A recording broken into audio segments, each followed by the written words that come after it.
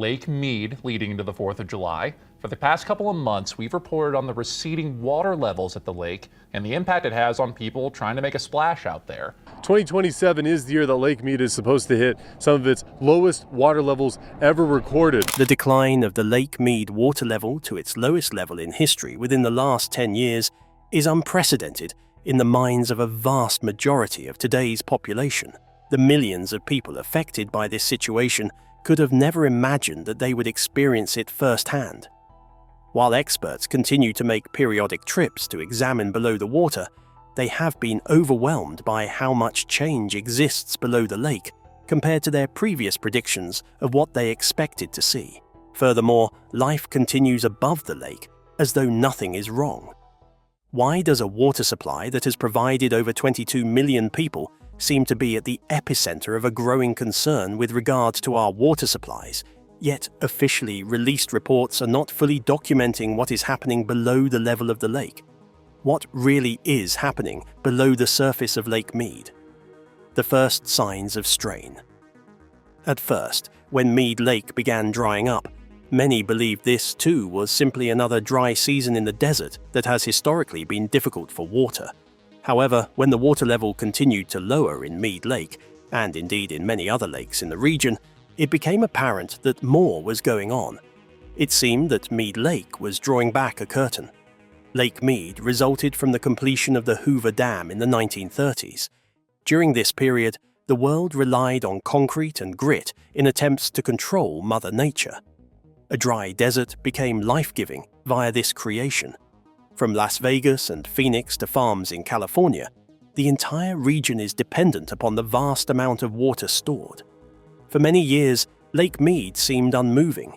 It was more like an unspoken commitment that the water would always be there, no matter what the weather conditions. However, towards the start of this century, this commitment has begun to unravel. Since the early 2000s, the level in this lake has begun to diminish season by season. There's less melting in the Rocky Mountains, the Colorado River isn't flowing with the same force, and there are more demands for water. The fragile ecosystem of this lake is being pushed beyond its limits. Scientists spoke of the megadrought, a prolonged drought like no other in recorded history. By 2020 to 2023, Lake Mead reached record-breaking levels, and states in the Colorado River region faced water restrictions in emergency situations.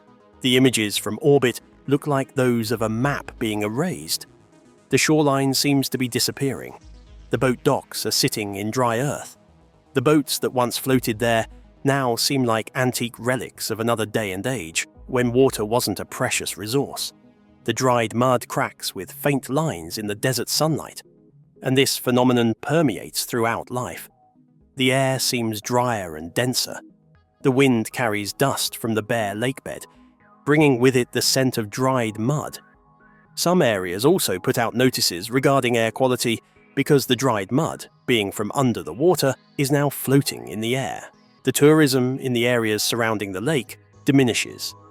The water sports attract fewer tourists, and the small enterprises that rely on the peak period struggle. Further away, the rural farming areas have to consider each planting season, each litre of irrigated water, and each decision that determines if they can persevere. It would seem from the outside world that this has all been done before. The same cycle of climate change and not enough water, the shrinking water supply, the system under strain, and the areas adjusting.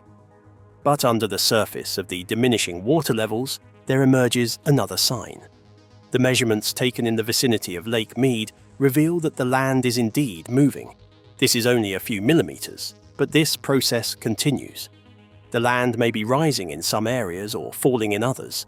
This indicates that the layers are compensating for the reduction in weight exerted by the water covering this land. When the land experiences the absence of such a vast amount of water, the pressure exerted on the rock layers causes the land to rebalance. This is no longer simply the story of the drying lake.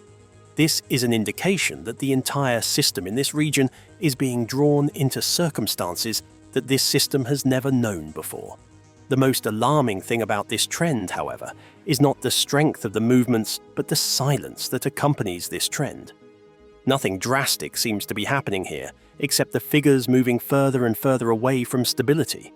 However, in this particular case, an idea emerges. It seems like common sense. If people conserve water usage and distribute this resource more wisely in terms of giving other lakes access to the same amount of water in return, then this particular body of water, known as Lake Mead, can restore balance. It seems like a definite way out, a glimmer of hope, but very few realize whether this balance would be natural or simply a thin ice covering another instability. But this is when the appearance of salvation in the form of the solution emerges. But just as hope took shape, a darker truth surfaced. What if every solution pushed Lake Mead closer to a hidden collapse? Control measures and hidden pressure. Water levels in Lake Mead dropped to alarming lows. Still, no one panicked.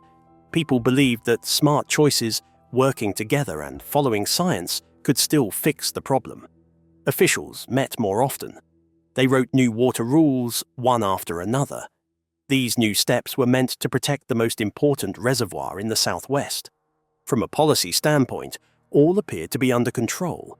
States dependent on the Colorado River would have to alter how much water they utilize.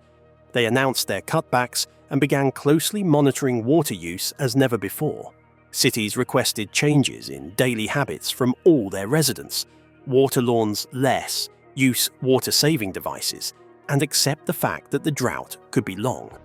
The media depicted a public willing to listen and adapt, which kept hope alive. Water experts also suggested a technical reason for the trouble.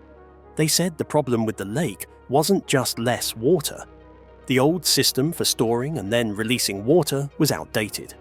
If managers used newer climate data and better forecasts to make the system more flexible, Lake Mead could stay stable even if it never filled up the way it used to. New monitoring technology was expected to help in achieving these goals.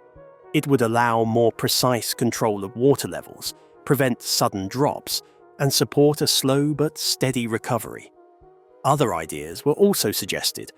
Among these were large-scale water recycling, better pipes to deliver it, and limited usage of other sources where required.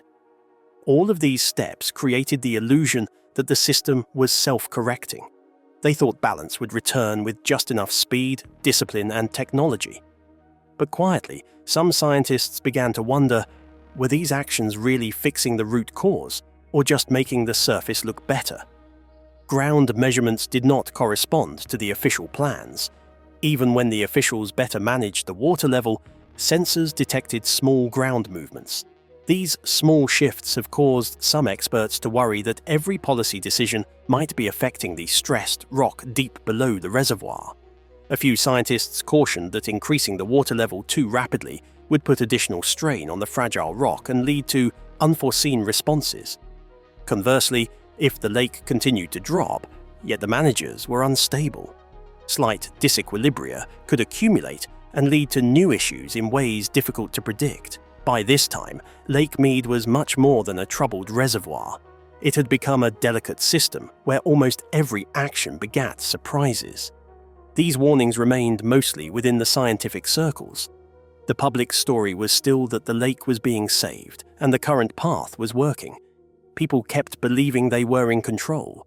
They thought that with time, discipline, and technology, balance would come back. But deep beneath, changes continued that did not follow the government's schedule.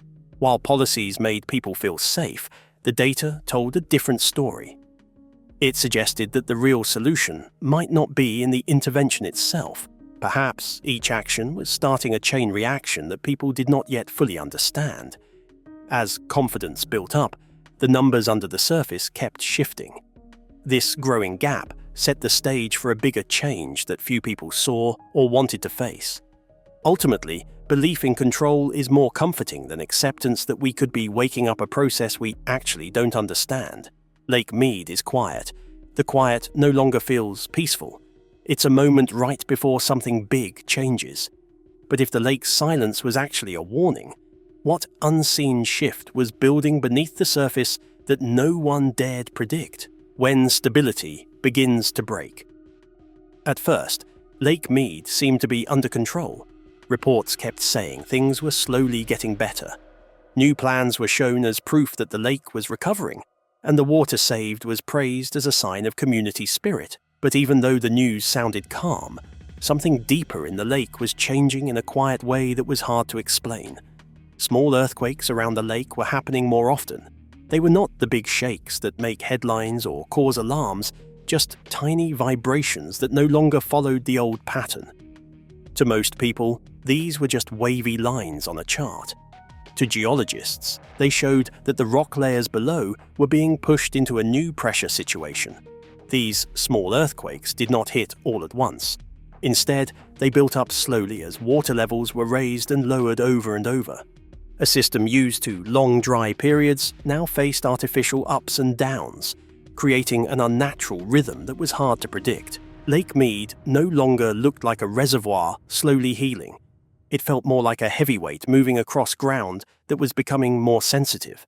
At the same time, changes started to show on the surface. Not huge changes, but enough to make people wonder. Some shorelines became less steady, even when the water level stayed about the same. Layers of mud were disturbed, which made the water cloudy and changed its quality. While these developments would not have been enough to create concern within the community, they did demonstrate that something had disrupted the normal functioning of the aquatic system. In addition, ecologists have observed shifts in the reproductive cycles of some plant and animal populations. Fish no longer spawned in the same patterns, oxygen levels jumped around unpredictably, and some water creatures showed signs of stress. Instead of a clear recovery, the ecosystem slid into an awkward in-between state where stability was very fragile. Initially, for individuals, the effects of the shortage were not an immediate deprivation of water, but rather a lingering apprehension about the safety and reliability of the water supply. The treatment plants experienced increased variability in the quality of the water they used. Customers of Lake Mead lost faith in the system, despite the fact that the data reflected a satisfactory level of raw water. It was a small but lasting change that wore away the confidence of communities around the lake. Because of this, faith in the solutions began to crack. Not loudly, and not like a big news crisis, but enough to raise a new question. Were the efforts to control the lake accidentally making it more fragile? A quiet idea spread that Lake Mead was entering a dangerous middle ground where the old balance was gone, and a new one had not formed yet. In this grey zone, the whole system became extra sensitive. Even a tiny change could set off a chain reaction because the natural ways the lake balanced itself had been disturbed. Nature does not move in straight lines. It builds up slowly, and then one small push past a tipping point can tip the whole balance. Lake Mead was no longer just a stored supply of water. It had become a place where long-term climate shifts, more people needing water, shaky rock layers, and a stressed ecosystem all met. When one part moved, it pulled on another, creating a slow but steady chain reaction. The real problem was not a sudden disaster, but a dawning realization that the very plans to save the lake, if they were not fully understood, might not just fail. They might make the system even weaker. The situation became one where the line between being safe and collapsing was frighteningly thin. And as nature reacted in ways people could no longer easily read, the story was no longer about keeping the water level high enough. It was about whether people had unknowingly started a chain of reactions they could not control. Not an explosion, but the moment the ground beneath begins to shift.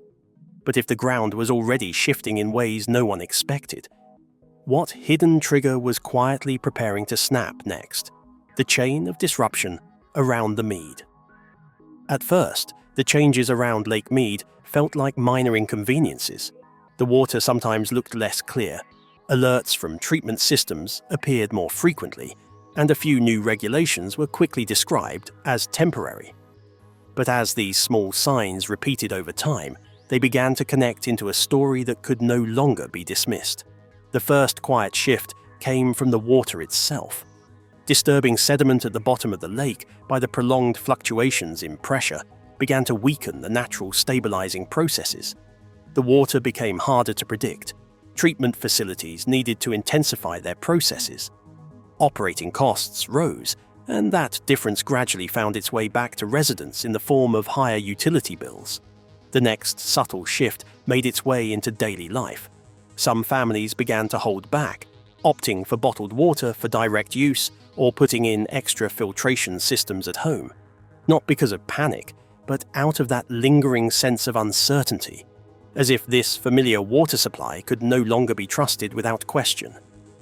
Ecologically, the effect became accentuated. With changes in aquatic conditions, the food chain was thrown out of balance. Weaker, small organisms left larger species struggling to feed themselves, thus initiating population movements. Certain areas became sparse, while others experienced unusual concentrations, sometimes as if life itself was being driven to reposition in an environment no longer in a state of balance. The third gradual shift spread into the local economy. Tourism and recreational activity around Lake Mead began to decline. Boat rentals, fishing operations, and lakeside resorts slowed down. Falling revenue placed direct pressure on workers whose livelihoods depended entirely on the stability of the landscape and the quality of the water.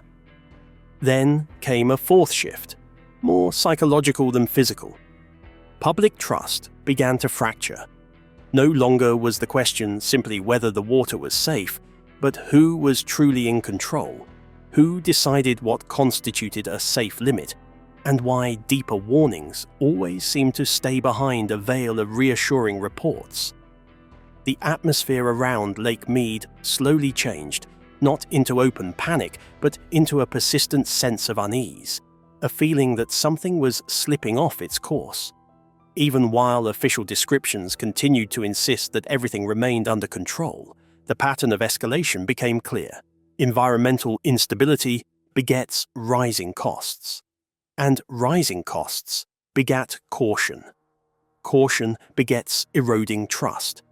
A quiet spiral took shape in which each small impact steadily wore away what was once taken for granted as stability, and as these layers of impact started to overlap, one instinctive question arose. If this spiral does not stop, what will give way next? The water supply, the ecosystem, or the very sense of security people once believed to be unshakable? Lake Mead is no longer a reservoir, but the beginning of an expanding linkage of disturbance extending beyond environmental boundaries into the daily rhythm and collective confidence of a community. But as this fragile balance thins by the day, one unsettling truth creeps forward. What hidden consequence is already quietly unfolding next? Lake Mead in a zone of uncertainty. Lake Mead was once a symbol of how people could control nature. Now it stands before a paradox that is hard to name. A reservoir built to bring control and stability has become a place of uncertainty. Every attempt to save it raises a question with no simple answer. What is unfolding is not a loud disaster. It is a slower, quieter process where change happens day by day. It seeps silently into human life, habits, beliefs, and the sense of security that was once taken for granted. Adjustments continue to be made. Measurements continue to be taken. Faith continues to be placed in new models and carefully designed solutions meant to extend balance. Yet beneath it all remains an intangible gap where no one can be certain that what is being called stability is anything more than a temporary pause before another disruption. Lake Mead is no longer simply a story about water. It has become a reminder of the limits of control. A reminder that some systems long believed to be subdued may only be waiting for another moment to reshape themselves. In that process, humanity is but a small part of a mechanism far larger than its ability to predict. The question now is no longer whether the lake will drop further or how long recovery might take. It is a deeper, quieter question directed at those who are shaping decisions about the future of this water source. Are we trying to repair a system that has already moved beyond its breaking point?